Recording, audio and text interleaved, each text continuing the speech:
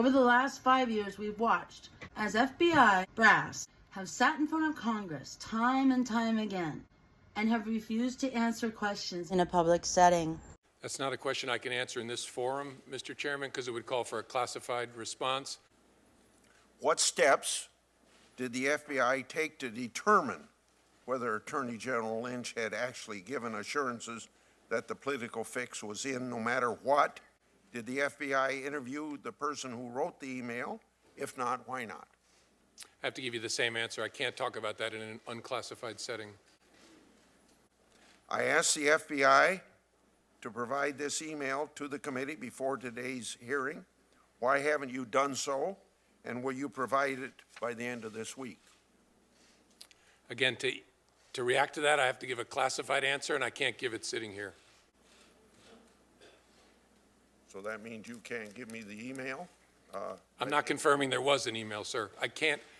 The subject is classified, and in an appropriate forum, I'd be happy to brief you on it, okay, but I can't do it in an open hearing. Well, that investigation didn't go anywhere, and I'm not even being sarcastic. The Loretta Lynch thing on the tarmac, Bill Clinton thing, nothing ever came of it.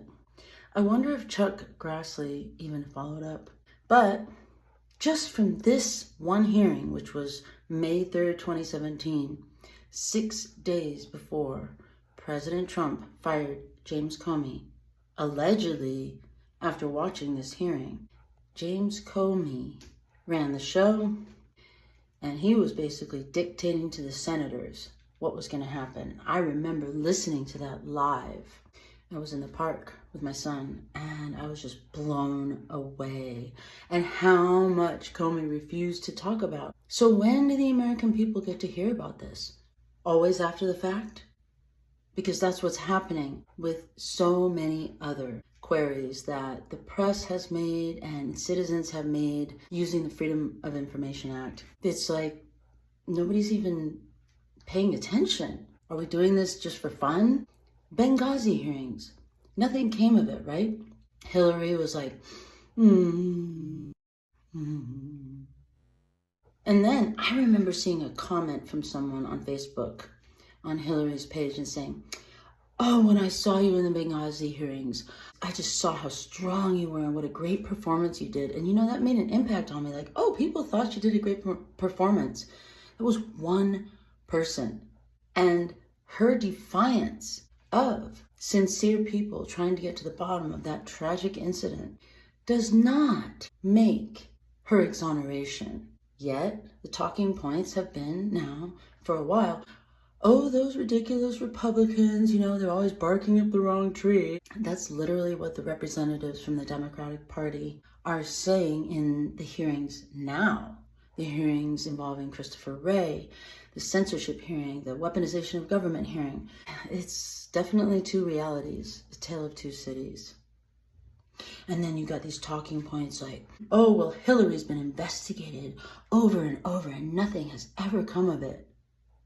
That's supposed to say that she didn't do anything wrong, or that our government is hopelessly and thoroughly corrupt.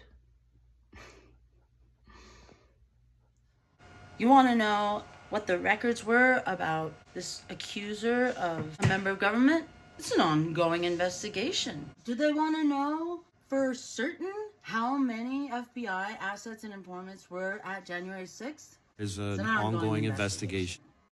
And those papers won't be released until another 10 years.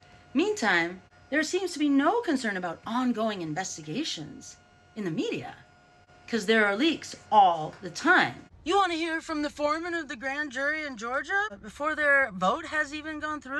No problem. I got tons of info. The foreman is a Wiccan and she's very entertaining, and we're just going to let her talk.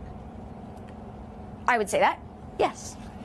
Are these recognizable names, names that people would know? There are certainly names that you would recognize, yes. And then if anybody questions it, we just won't say anything. I love this job.